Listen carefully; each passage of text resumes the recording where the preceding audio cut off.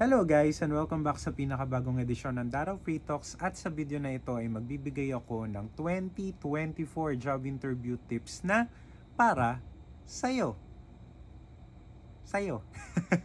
So, kung bago ka lang sa channel ko, ako pala si Darrell at natry ko nang magpa-interview sa call center, sa virtual assistant, sa ESL teaching, and also sa mga local government units sa aming lugar. At etong mga tips na ibibigay ko sa inyo ay something na ginamit ko.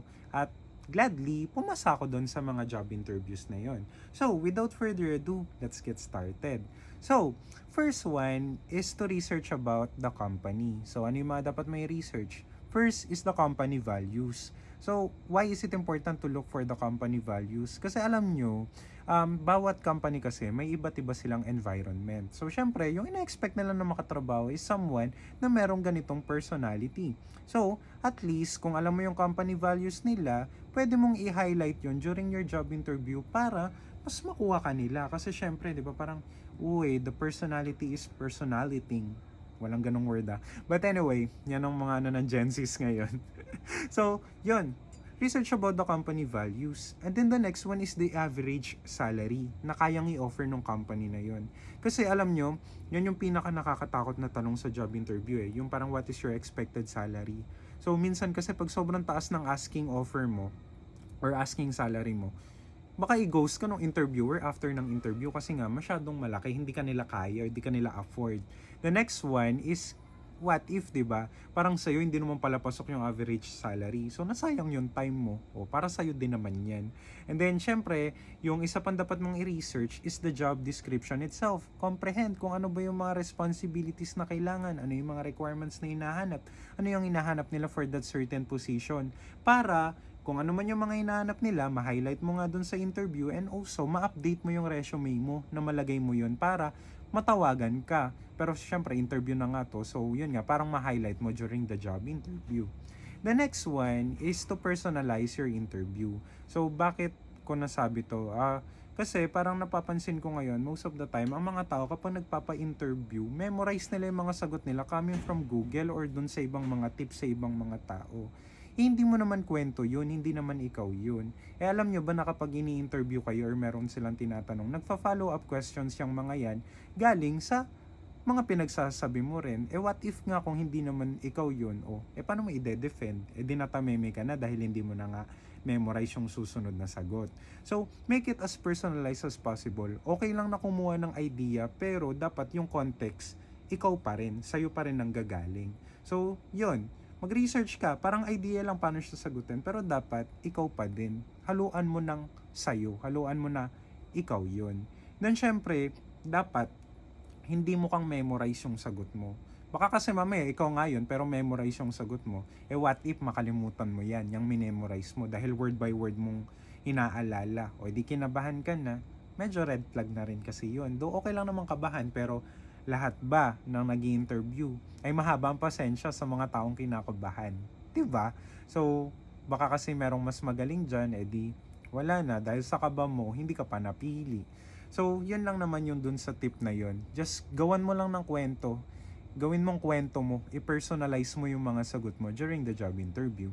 And the next one is, it's okay guys if there are questions na you do not know kung ano yung sagot. So, why? Hindi naman tayo perfect eh. So, may mga bagay talaga na di natin alam. So, let's say for example, technical lang questions, tapos hindi mo alam. So, instead na matameme ka dyan, tapos hindi ka na lang magsalita, is sabihin mo na you do not know what is the answer. Pero, ang pwede mong gawin dyan, kung hindi mo alam yung sagot, magbigay ka ng assurance na you're someone naman na willing to learn. Kumbaga, matuturuan ka, and then i-apply mo kung ano yung mga matuturuan mo kasi para sa'yo din naman yun and para sa company. So, isa yun sa mga pwedeng assurance. And then, syempre, ipakita mo rin na dedicated ka naman, na you have to accept na hindi ka perfect, na hindi ka know-it-all, hindi mo alam lahat ng bagay, but still, you are dedicated to learn para sa'yo and para sa company na rin. Para magawa mo ng maayos yung trabaho mo.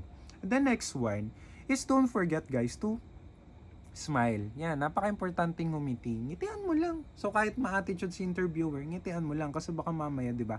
Tinatry niya lang maging intimidating. So ngumiti ka lang kasi contagious ng pagngiti. Pag nginitian mo yung tao tapos yung tao na yun parang nagagaanan na sa'yo, ganyan, kasi ungenuine ang ngiti mo, ganyan. So, isang plus points yan. 'Di ba? Pakita mong pogi ka at maganda ka. Kasi wala namang ginawa ang Diyos na hindi maganda at pogi. Lahat tayo may itsura. Okay. And then, syempre, is magbaon ng napakaraming confidence. Oo, nakakakaba, lalo pag first time mo magpa-interview. Pero, baunin mo na lahat ng confidence na meron ka. Di bago ka mag-interview, lumabas ka, sumigaw ka, ganyan, para mawala na lahat ng kaba mo. Then humarap ka sa salamin, mag-CR ka, humarap ka sa salamin, sabihin mo, ay, napaka-pogi, napakaganda, hindi malaman gagawin sa kamay. Ayan, matatanggap to. Bakit? Ako ang sasayangin nila pag di ako natanggap. Ano yung maging mahangin ka?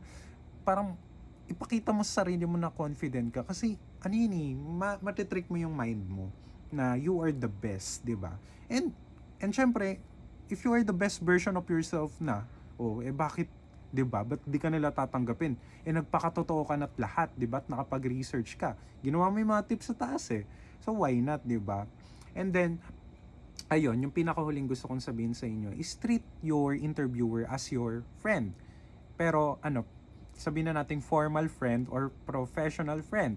Para naman hindi na rin kayo kabahan. So alam niyo yun, mas okay kasi, mas hinahanap ng mga interviewer yung mga sumasagot na talagang sila, they're just being themselves. Then, parang, tinitreat mo sila sa friend na hindi ka nahiyang mag-share, na parang, if there are things silang tinanong na parang kailangan parang situation siya, and then, gusto nilang malaman kung anong ginawa mo dun sa isang bagay, edi tell them a story about yourself. Wala namang masama sa mga ganung bagay.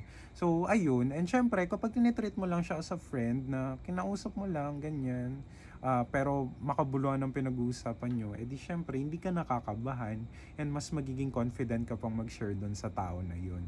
So, ayun, lang naman yung ilan sa mga tips na pwede kong ibigay for now.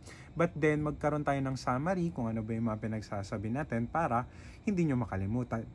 So, first is research about the company. Alamin nyo yung mga company values, ganyan. And then, second one is their average salary for that specific job na you are applying for. And then, syempre, comprehend the job description so that during the interview, you can highlight those skills and syempre personalities na meron ka. The next one is personalize the interview. It's okay na mag-Google search na mga sample answers, but make it as you as possible. Make it distinct and unique na story mo siya. Okay? And then syempre, don't memorize. Kung hindi talaga kayang hindi mag-memorize, please lang. Kung nakalimutan nyo, isipin nyo na lang yung context nung inaalala nyo and then explain nyo na siya ng sarili nyo. The next one, it's okay if there are questions na you do not know how to answer. Basta magkaroon ka lang ng assurance sa kanila and ipakita mo how dedicated you are na pumasa doon. Then, next one is to smile. Don't forget that. And then, syempre, magbaon ng napakaraming confidence. And then, yung pinakauli is treat your interviewer as a friend. So, I hope this video helps you guys. If there are any questions you got on mind, just comment down. Then also, ano pa ba? Wala na akong sasabihin. Any questions or parang mga vlog tips na you would like to know? Comment down na din para magawa natin ng video yan. Don't forget to click the subscribe button. Goodbye!